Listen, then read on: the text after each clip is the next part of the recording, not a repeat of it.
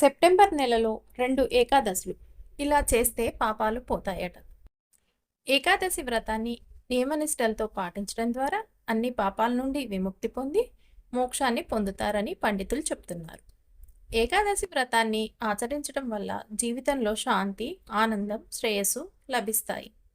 ఏకాదశి ఉపవాసం పాటించే వారికి మతపరమైన దృక్కోణంలో సెప్టెంబర్ నెల చాలా ప్రత్యేకమైనదిగా చెప్పబడ్డది. ఎందుకంటే ఈ నెలలో 2 ముఖ్యమైన ఏకాదశి తిథులు వచ్చాయి. ఏకాదశి ఉపవాసానికి ప్రత్యేక ప్రాముఖ్యత ఉంది. ఏకాదశి తిథికి ఉపవాసం పూజలకు ప్రసిద్ధి చెందింది. ఏకాదశి శ్రీ మహావిష్ణు ఆరాధనకు అంకితం చేయబడిన రోజు. ఏకాదశి సెప్టెంబరు 14-28 రోజున గొప్ప భక్తితో ఏకాదశి వ్రతాన్ని ఆచరిస్తారు. పురాణాల ప్రకారం ఏకాదశి వ్రతాన్ని నియమనిష్టలతో పాటించడం ద్వారా అన్ని పాపాల నుండి విముక్తి పొంది మోక్షాన్ని పొందుతారని శాస్త్రాలు చెప్తున్నాయి. ఏకాదశి వ్రతాన్ని ఆచరించడం వల్ల జీవితంలో శాంతి, ఆనందం, శ్రేయస్సు లభిస్తాయి. ఏకాదశి ఉపవాసం పాటించే వారికి సెప్టెంబర్ నెల చాలా ప్రత్యేకమైంది. ఎందుకంటే ఈ నెలలో 2 ముఖ్యమైన ఏకాదశి, పరివర్తిని ఏకాదశి సెప్టెంబర్ 14న. పరివర్తిని ఏకాదశి చాలా పవిత్రమైనదిగా భావిస్తారు. ఆ రోజున మహావిష్ణువును ధ్యానించటం, పూజించడం వల్ల సర్వ పాపాల నుండి విముక్తి లభిస్తుందని నమ్ముతారు. ఆ రోజున విష్ణుమూర్తిని ప్రత్యేకంగా పూజిస్తారు. పరివర్తిని ఏకాదశి ఉపవాసం సెప్టెంబర్ 14 శనివారం నాడు ఆచరించబడుతుంది. మరుసటి రోజు అంటే సెప్టెంబర్ 15న ఉపవాస దీక్ష విరమించాల్సి ఉంటుందన్నమాట. ఇందిరా ఏకాదశి హిందూ మతంలో ప్రత్యేక ప్రాముఖ్యత కలిగిన ప్రధాన ఏకాదశి ఇందిరా ఏకాదశి. ఈ రోజు చేసే ఉపవాసం పూర్వీకుల శాంతికి, వారి ఆత్మల మోక్షానికి అంకితం చేయబడింది. సాధారణంగా భాద్రపద మాసంలోని కృష్ణపక్షంలోని ఏకాదశి తిథిని ఇందిరా ఏకాదశిగా జరుపుకుంటారు. ఇందిరా ఏకాదశి వ్రతం సెప్టెంబర్ 28న జరుపుకుంటారు. మరుసటి రోజు సెప్టెంబర్ 29న మళ్ళీ ఉపవాసం విరమించాల్సి ఉంటుంది. ఏకాదశి వ్రతం ప్రాముఖ్యత. ఏకాదశి ఉపవాసం శాస్త్రాల్లో ముఖ్యమైన ఉపవాసంగా పరిగణించబడుతుందన్నమాట. ఇది ప్రతి నెల 11వ రోజున వస్తుంది. ఏకాదశి అంటే 11. ఈ ఉపవాసం ముఖ్యంగా విష్ణువు ఆరాధనకు సంబంధించింది అంట.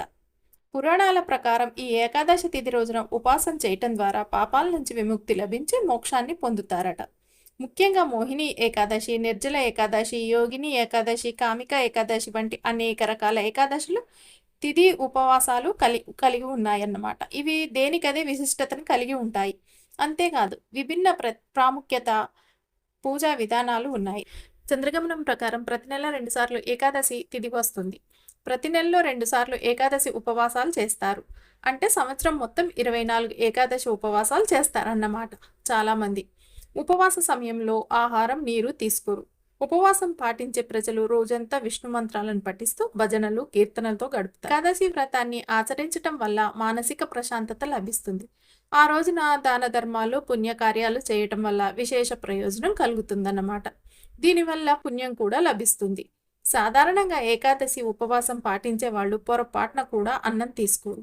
ఒకవేళ ఉపవాసం ఉండకపోయినా కూడా అన్నం అనేది ముట్టుకోరు. ఏకాదశి నాడు అన్నం తినటం పాపంగా భావిస్తారు. అలా భావించడం వెనుక పురాణ కథ మాత్రమే కాదు, శాస్త్రీయ కారణం కూడా ఉన్నదట. అదేమిటో ఇప్పుడు తెలుసుకుందాం మనం. ఏకాదశి నాడు అన్నం ఎందుకు తినరు అని చాలామందికి క్వశ్చన్ వస్తుంది. దానికి కారణం ఏమిటో ఇప్పుడు చూద్దాం. పురాణాల ప్రకారం ఏకాదశి ఉపవాసం పాటించిన వ్యక్తికి మోక్షం లభిస్తుంది, వైకుంఠ ప్రవేశం లభిస్తుందని నమ్ముతారు. అందుకే ఏకాదశి ఉపవాసం రోజు ఆహారం తీసుకోరు. ఏకాదశి రోజు అన్నం తినటం మాంసం తినటంతో సమానంగా భావిస్తారట. దీని వెనుక ఒక పౌరాణిక విశ్వాసం కూడా ఉంది. అదేమిటంటే, పురాణాల ప్రకారం మేధ మహర్షి తన తల్లి కోపానికి గురవుతాడు. దీంతో తన శరీరాన్ని త్యాగం చేసుకుంటాడు. అతని శరీర భాగాలు భూమిలో కలిసిపోతాయి. వరి భూమి నుండి ఉద్భవించిందని నమ్ముతారు. అందుకే వరి మొక్కగా కాకుండా ఒక జీవిగానే పరిగణిస్తారు. మేధ మహర్షి తన శరీరాన్ని విడిచిపెట్టిన రోజు ఏకాదశి అని నమ్ముతారు. అందుకే ఏకాదశి రోజు అన్నం తినటం నిషేధం. ఏకాదశి రోజు అన్నం తింటే మేధ మహర్షి రక్త మాంసం తినటంతో సమానంగా భావిస్తారు. అలాగే ఏకాదశి రోజు అన్నం తింటే మరుసటి జన్మలో మనిషి పాముగా జన్మిస్తాడని బలమైన విశ్వాసం ఉన్నది చాలామందికి. అందుకే ఆ రోజు అసలు అన్నం అనేది తినరు. ఏకాదశి నాడు అన్నం తినకపోవటం వెనుక శాస్త్రీయ కారణం కూడా ఉంది. వరిలో నీటి శాతం ఎక్కువగా ఉంటుంది. నీటి మీద చంద్రుడి ప్రభావం ఎక్కువగా ఉంటుందంటారు. అన్నం తినటం వల్ల శరీరంలో నీటి పరిమాణం పెరిగి మనసు చంచలంగా మారుతుంది. ఫలితంగా ఉపవాస నియమాలు పాటించటంలో ఆటంకం ఏర్పడుతుంది. అందుకే ఏకాదశి రోజున బియ్యం, ధాన్యం వంటి వస్తువులను తినడం నిషేధంగా భావిస్తారన్నమాట. ఏకాదశి ఉపవాస ప్రయోజనాలు. ఏకాదశి ఉపవాసం ఉంటే ఎటువంటి రోగాలైనా నయం అవుతాయట. సమస్యలు తొలగిపోయి శాంతి చేకూరుతుంది. ఈ ఉపవాసం ఆచరించిన వ్యక్తి సమస్త పాపాల నుండి విముక్తుడవుతాడని శాస్త్రాలు చెప్తున్నాయి. జన్మ జన్మల పాపాలు కూడా ఏకాదశి వ్రతాన్ని ఆచరించడం వల్ల తొలగిపోతాయట. నెలలో వచ్చే 2 ఏకాదశులను పాటించే వారికి వైకుంఠ ప్రవేశం లభిస్తుందని అంటారు. ఈ ఉపవాసం ఆచరించిన వ్యక్తి సమస్త పాపాల నుండి విముక్తుడవుతాడని పండితులు చెప్తున్నారు. జన్మ జన్మల పాపాలు కూడా ఏకాదశి వ్రతాన్ని ఆచరించడం వల్ల తొలగిపోతాయట. నెలలో వచ్చే 2 ఏకాదశులను పాటించే వారికి వైకుంఠ ప్రవేశం లభిస్తుందని అంటారు. బ్రహ్మహత్య పాతకంతో పాటు సకల పాపాలు ఏకాదశి రోజు ధాన్యంలో నివసిస్తాయని, అందుకే ఆ రోజు అన్నం తినకూడదని చెబుతారు.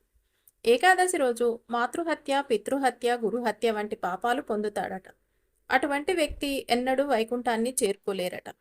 అన్నం తినటం అంటే పాపాన్ని తినటంగా భావిస్తారు. అందుకే ఏకాదశి రోజు తర్పణాలు, పిండం పెట్టడం వంటివి చెయ్యరు. ఈ రోజు అన్నంతో చేసే పిండదానం పితృదేవతలు స్వీకరించరట. ఇదండి ఏకాదశి గురించి.